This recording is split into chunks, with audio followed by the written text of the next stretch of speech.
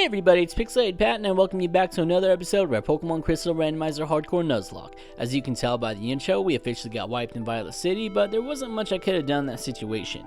Between a Sprout Tower Dragonite KOing 4 of our Pokemon and narrowly surviving a Gym Trainer Lugia with no health resources, we were left pretty much defenseless in the face of Faulkner's Ace Politoed, and so I re-randomized the ROM so we could give it another shot.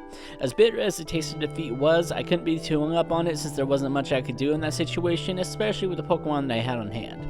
That being said, this episode is going to be heavily abridged so we can catch back up to where we were before the wipe, so hold on to your seats for the lightning round.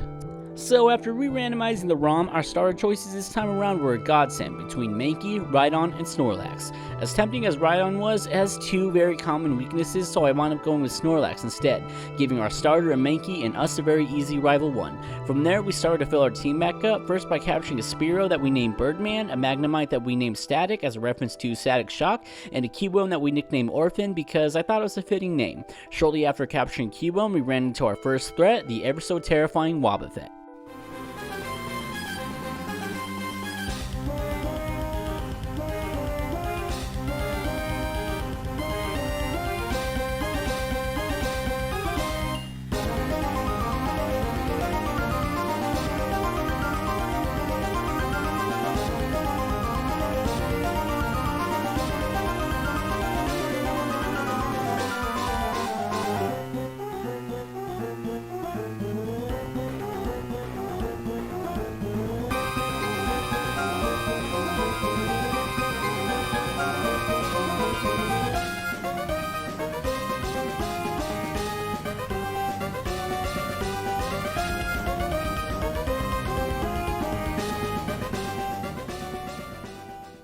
So that battle in particular was about as heart attack central as it gets, and the Phanpy at the end only served to be an annoyance. Nevertheless, we're able to get through it thanks to some clutch moments from Birdman and Laxus. After healing up, our very next encounter was a Tyranitar, almost as if the previous run was laughing in my face. Ultimately, after a couple rounds, I decided that it just wasn't worth the waste of Pokeballs or damage to my Pokemon for that matter, making it the second run in a row where an encounter on this route had to be passed up.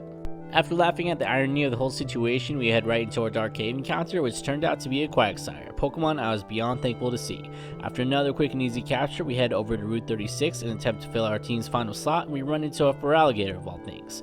Just like with Tyranitar, I realized it'd be a waste of Pokeballs and energy, so I left the encounter there and made my way over to the ruins of Alph, where we encounter one of my all-time favorite Pokemon, Heracross.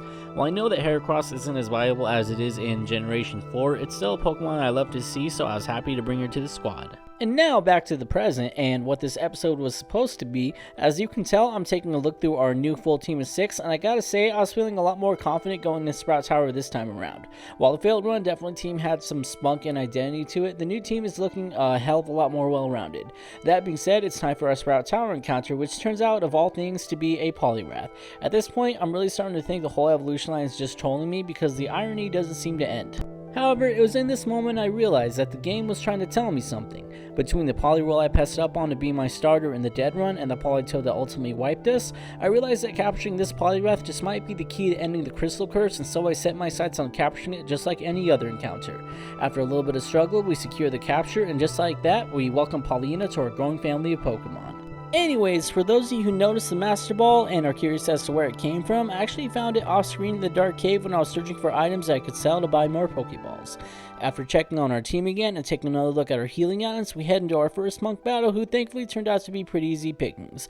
We're able to take his Meowth off the board with relative ease, and while his Sneasel is able to do a bit of damage to Athena, we're able to end it all the same after some button mashing with Tackle, which brings out my former mascot Raichu, who ultimately falls as well when we switch back over to Snorlax. And I gotta say, I am so glad we got Snorlax out of all Pokemon to start off the second run with. Next on the agenda, we make a lead switch over to Cubone because I figured this would be a great opportunity to do a bit of switch training with him. Cubone doesn't learn a damage dealing move until level 9, so it was necessary so we could properly join in on battles. That being said, our next opponent sends a Blissey our way, so we send out Athena so we can take care of it with our usual tactic of hammer away with a physical move. Next on the board is a Feraligatr, so we pivot back over to Laxus so we can perform his usual role of taking care of anything the rest of the team can't handle. Next on the board is a Jinx, who turned out to be a bit more of a headache than I was expecting. I kept in static even after she put us to sleep, since I figured she wouldn't do much damage, so I didn't mind going into a little stall war. However, she puts a paralyze up on us pretty much after we wake up from the lovely kiss, so I switch back over to Kathy the Quagsire, and although she does instantly get put to sleep, we make the decision to thug it out, and just like that, we're able to take Jinx off the board after we wake up and hit her with a water gun.